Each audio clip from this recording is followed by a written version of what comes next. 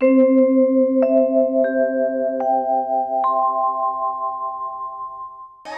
सुखदेव स्वामी कहते हैं, राजन, भगवान नारायण की नाभि से कमल, कमल से ब्रह्मा जी हुए। ये आप लोग द्वितीय स्कंद में श्रवण किए हो। ब्रह्मा जी के मन से मरीच ऋषि का जन्म हुआ। उनके पुत्र महर्षि कश्यप हुए और कश्यप पत्नी दक्षनंदिनी अदिति के यहां भगवान विवस्वान सूर्य का जन्म हुआ। अब ये वंश सूर्यवंशी कहलाने लगा। इनकी पत्नी का नाम है संज्ञा और इनके पुत्र महाराज मनु हुए। इन्हीं की पत्नी का नाम भगवती श्रद्धा हुआ। वैवस्वत मनु के प्रथम पुत्र महाराज सुदुम्न हुए। सुदुम्न वंश आगे बढ़ा, आगे महाराज प्रखद हुए। फिर मनुवंश आगे बढ़ा, इसमें महाराज सरियाती हुए। महाराज सरियाती की एक पुत्री जिसका नाम सुकन्या हुआ।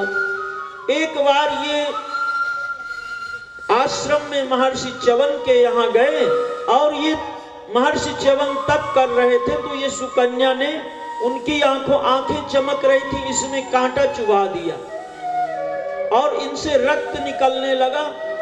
अब महाराज मनु के जो सिपाही थे सब खाना पीना बंद कर दिए। तो अब बोले, भैया ये सरियाती ने कहा कि अरे ये महाराज महर्षि च्यवन का आश्रम है, इनका अपमान किसने किया?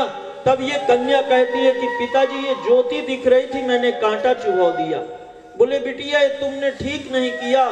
अब ये बूढ़े ऋषि की सेवा कौन करेगा? आज के बाद आप इनकी पत्नी बन गई। संकल्प किया, पत्नी बना दिया। वापस राजमहल में आ गए। सुकन्या धर्म पूर्वक महर्षि च्यवन की सेवा करने लगी।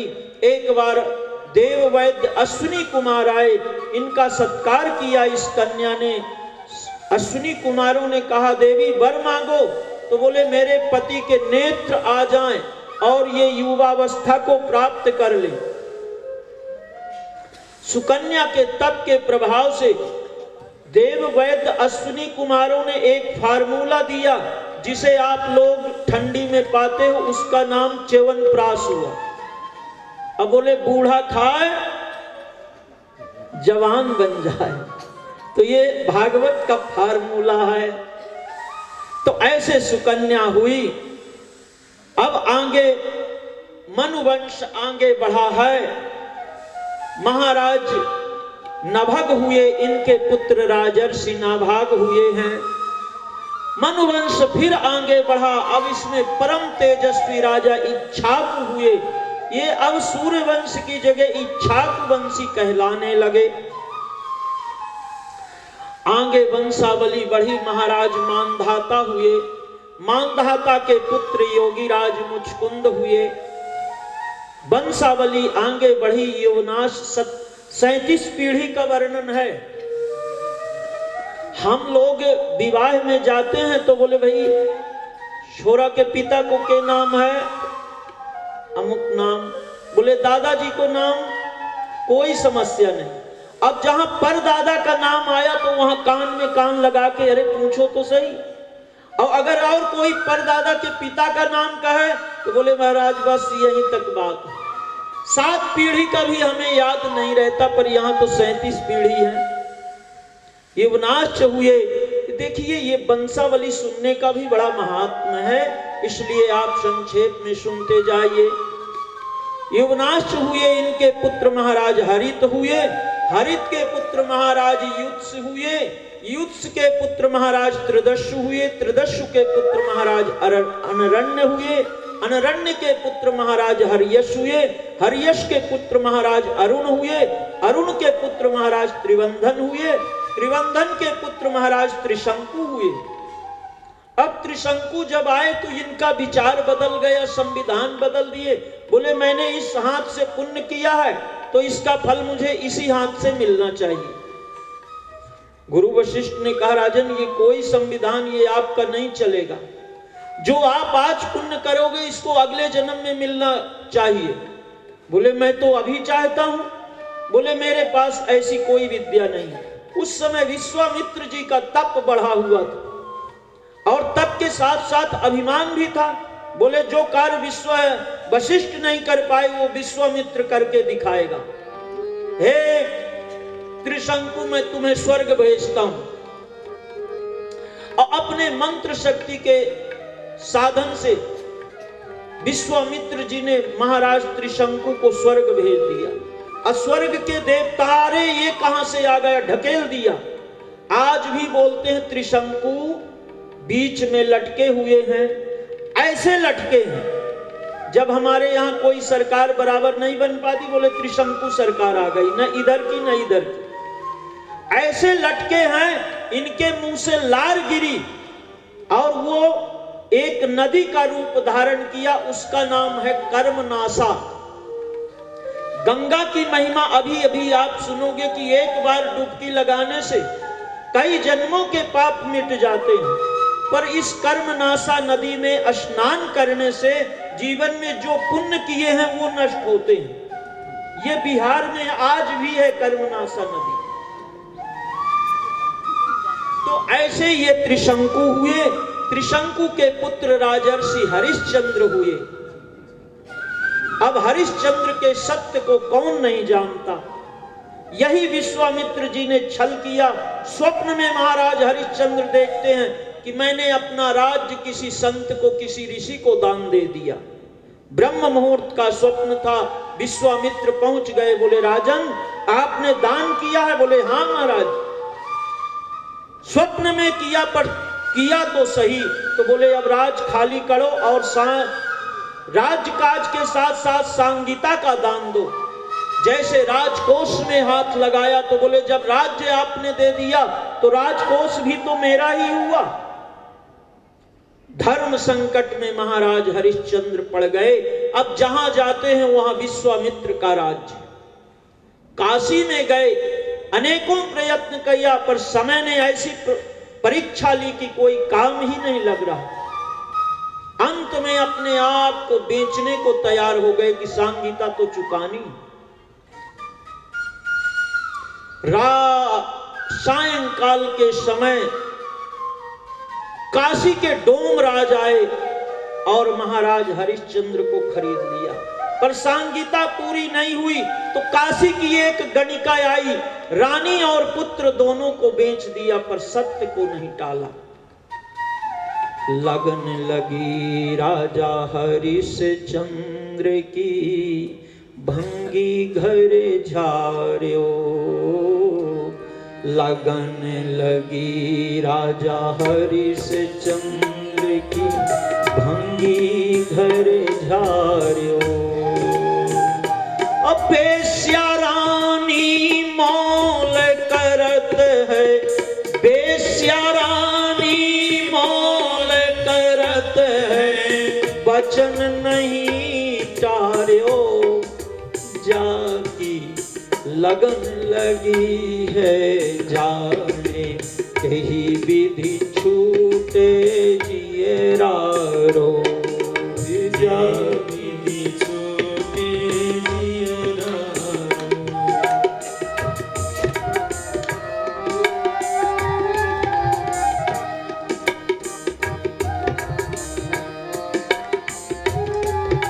सत्य अभी वचन पूरा नहीं हुआ, परीक्षा पूरी नहीं हुई। आज भी काशी में मणिकर्णिका घाट में आप चले जाइए।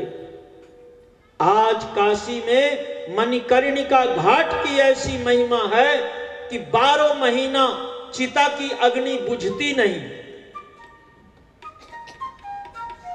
और अब रानी गणिका के यहां गजरे बनाने का काम करने लगी। पुत्र रोहित बगीचे से पुष्प लाने का काम करने लगा, पर परीक्षा तो का दर्शन तो करो।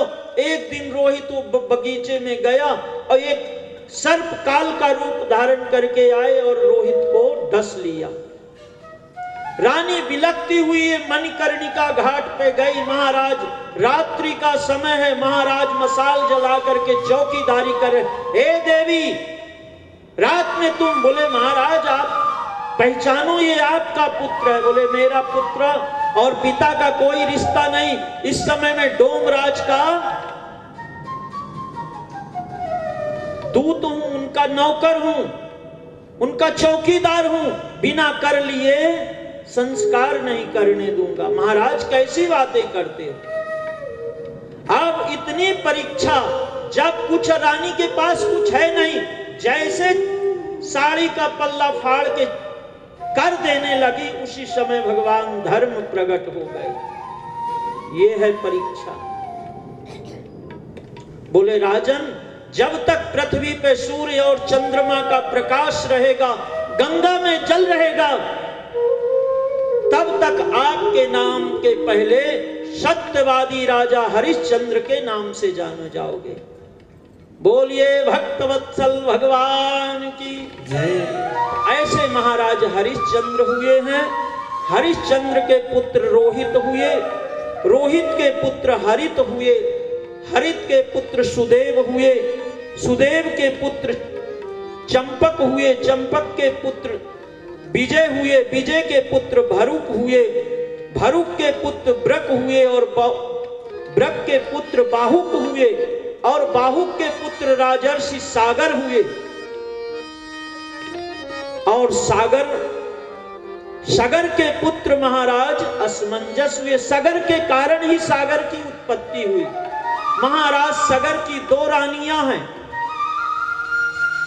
अब 2 रानियों में किसी को पुत्र नहीं। इसी समय दुर्वासा जी आए, बोले राजन बड़े अशांत हो, बोले लगता है सूर्यवंश अस्त हो जाएगा।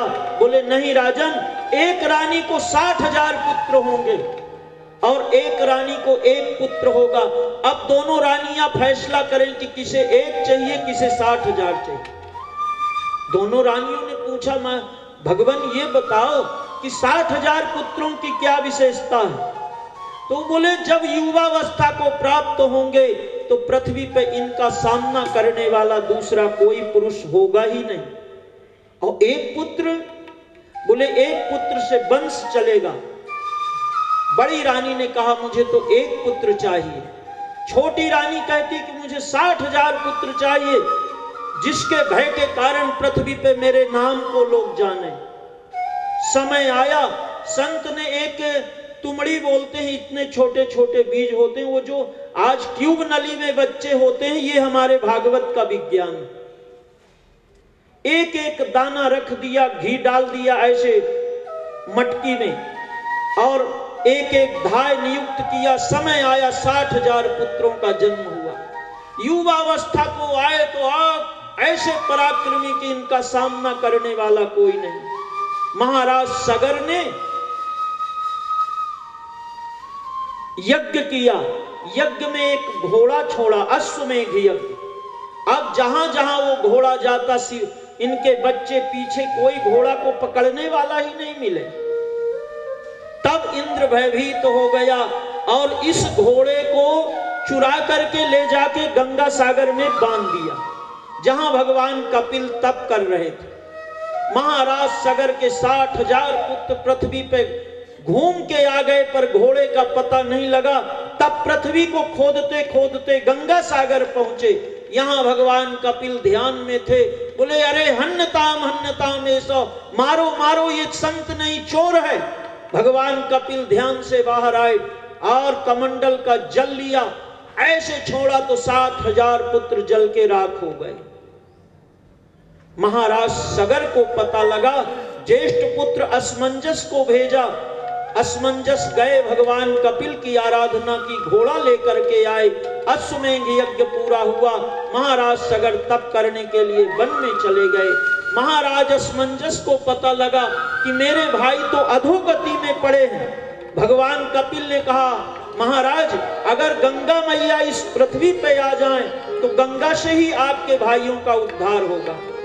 महाराज असमंजस ने अनेकों प्रयत्न किए, पर गंगा को इस पृथ्वी पे ला न पाए। महाराज असमंजस के पुत्र राजर्षि अंशुमान हुए। जब इन्हें पता लगा कि मेरे पूर्वज अधोगति में हैं, गंगा को लाने का प्रयत्न किया पर सफल न हुए। महाराज अंशुमान के पुत्र राजर्षि दिलीप हुए। इन्हें पता लगा कि मेरे पूर्वज अधोगति में बड़ा तप किया पर गंगा को लाए नहीं। 5वीं पीढ़ी में राजर्षि भगीरथ हुए, जन्म से ही गंगा की आराधना करने लगे। अंगद रावण संवाद है, समय की मर्यादा है, नहीं मैं इस धन्वी काम नदी सठ गंगा। अरे मूर्ख रावण, गंगा कोई नदी है क्या?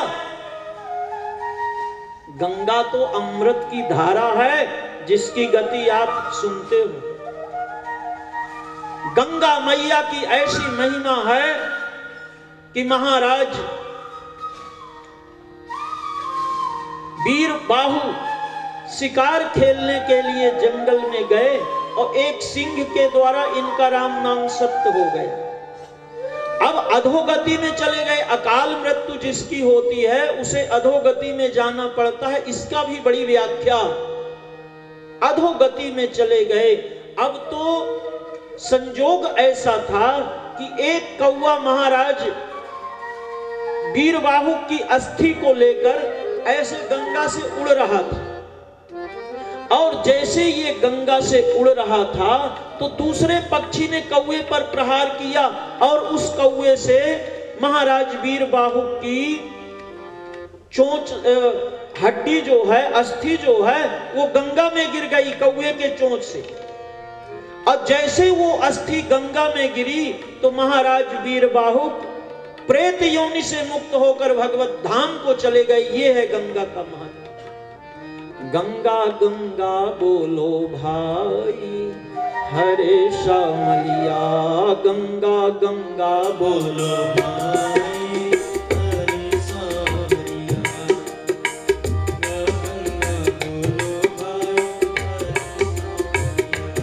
गंगा ब्रह्मलोक से आई भागीरथी ने ले आई, गंगा ब्रह्मलोक से आई भागीरथी शंकर जटा में समाई है रे श्यामलिया, शंकर जटा में समाई है रे श्यामलिया।